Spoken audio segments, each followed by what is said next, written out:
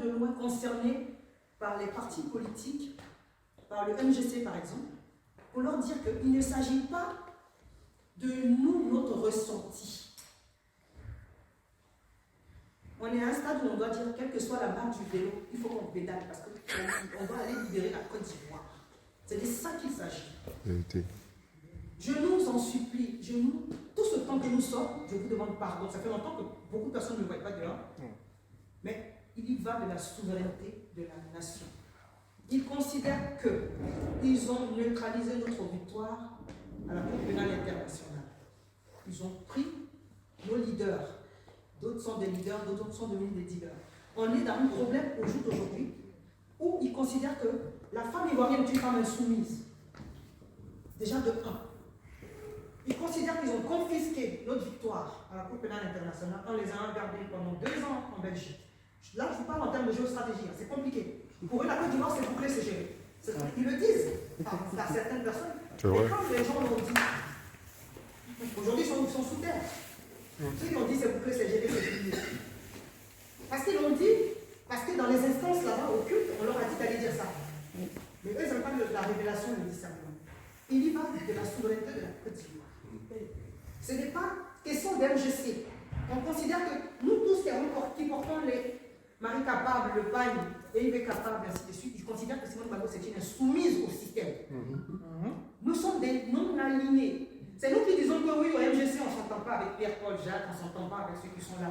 Ils considèrent que pour Gbagbo, Simone Gbagbo, Laurent Gbagbo, c'est la même chose pour eux. C'est des noirs insoumis. Alors, allons à l'essentiel, la Côte d'Ivoire d'abord. Tout à l'heure, j'ai entendu un frère qui disait, mais Afi n'est pas des nôtres, ainsi de suite. Peu importe.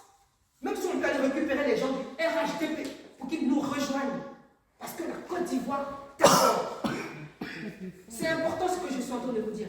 Il n'y aura ni 2023, ni 2025, comme il n'y a pas eu 2010, comme il n'y a pas eu 2011, comme il n'y a rien eu depuis le début.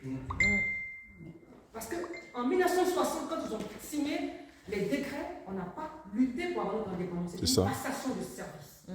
Parce que nos colonies coûtaient cher aux contribuables français. On nous a délégué des choses pour qu'on se débrouille nous-mêmes, qu'on se prenne en charge, à la charge du contribuable, aux frais du peuple ivoirien, mais le contribuable français, qui vit sous le denier public des Ivoiriens. À combien reviennent nos ports autonomes d'Abidjan et de San Pedro? Rien ne revient aux Ivoiriens. C'est de ça qu'il s'agit. Donc, la personne qui a dit « je ne veux pas m'aligner à ce système-là » s'appelle Simone Veil. On ne lâche pas parce qu'on est excusez-moi, je ne suis pas votre porte-parole, mais je parle au nom des sans-voix, les Ivoiriens. Ceux qui me voient porter ça, c'est comme si quand je porte mon drapeau ivoirien, c'est pareil. Parce que pour dire que c'est des codes, que tu portes ou pas, on considère que tu es une simoniste ou bien une helvétiste. Peu importe comment ils appelleront ça, mais ils considèrent qu'on ne s'est pas aligné dans le PPACI qu'ils ont créé, ou on ne s'est pas aligné dans les autres partis. Quels que soient les partis qui viendront, on est des non-alignés. L'Ivoirien en tant que tel, il est non-aligné pour eux. Donc ce qu'on devrait faire, c'est de nous unir, d'aller dans la convergence, pour éviter la divergence, de nous unir pour l'essentiel. Parce que nos parents sont beaucoup morts. Vous voyez bien, on peut essayer, quel que soit ce qui arrive, ils s'entendent sur l'essentiel. Ils s'entendent sur l'essentiel. Parce que... Alors des grâces, c'est vrai, nos frustrations c'est un peu ça ce que je voulais dire. Plus que ceux qui sont morts. Moi, je vais compléter.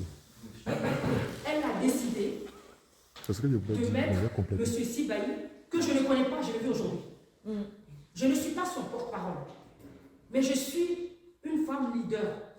Que je sais que la femme, quand elle a des convictions, elle n'est pas dans un deal contrairement aux hommes. C'est ça.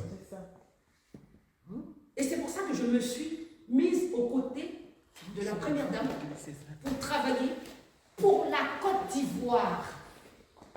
Super. Merci. Yes. Merci. Yes. Bravo.